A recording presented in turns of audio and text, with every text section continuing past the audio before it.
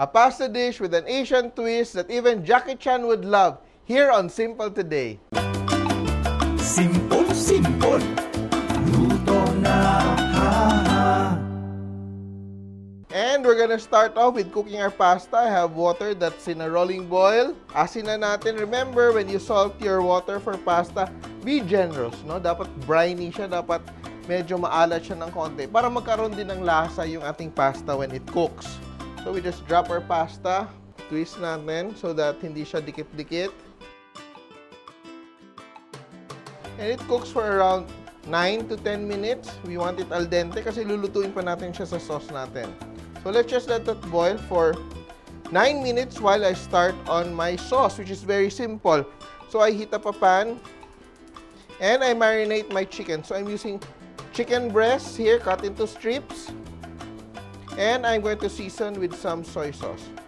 Some soya sauce. I'm using Silver Swan Soy Sauce. Marinate it. And I add a bit of cornstarch. Para kumapit lang yung ating sauce. Yan. So when we saute it, it doesn't become too watery. Yan. Mix natin and set it aside. Very quick pasta to make. And we add some oil into our pan. Saute our garlic and onions. Start with the onions and our garlic. That sautés very quickly.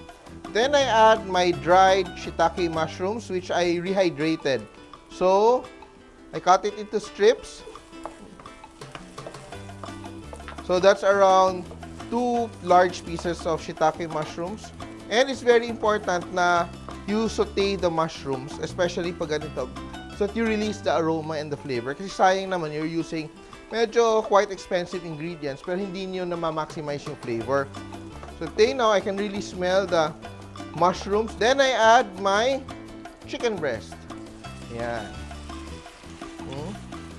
You see, because I added cornstarch into my marinade, hindi siya nagtutubig, no? It doesn't release too much juices because the cornstarch will kind of absorb the juices and nagsosote siya rather than stew.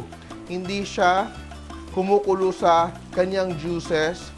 So the chicken will cook for around a minute. When it browns, when the food browns, it develops flavor. Now my chicken is cooked. I'm going to make the sauce. So I add my oyster sauce. Around 4 tablespoons of oyster sauce. I'm using Datu Puti oyster sauce. A little bit of sweet chili sauce. Sriracha. A little bit of sriracha just for some spice. And peanut butter to add that nuttiness. We don't want it to taste too much like peanut butter, pero konting alalay lang sa nuttiness. And I get some of the pasta water here. The pasta water is also seasoned. Yan. And I add a little bit of sugar, around a tablespoon of sugar, just to balance everything off.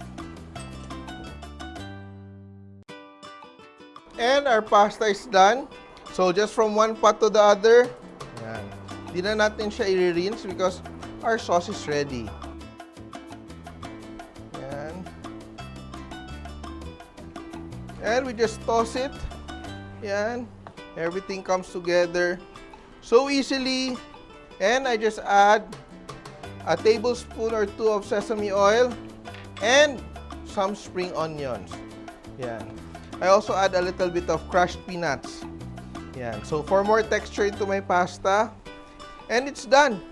Sobrang easy, sobrang bilis. And we're ready to plate. And here we go. Yan. And look at that, achieve natin ang favorite pasta ni Jackie Chan.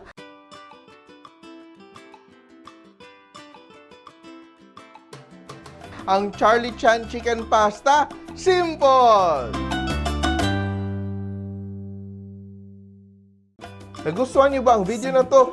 Please share para lalong dumaming ating mga kasimpol. And don't forget to subscribe to our Facebook, YouTube, and Instagram accounts.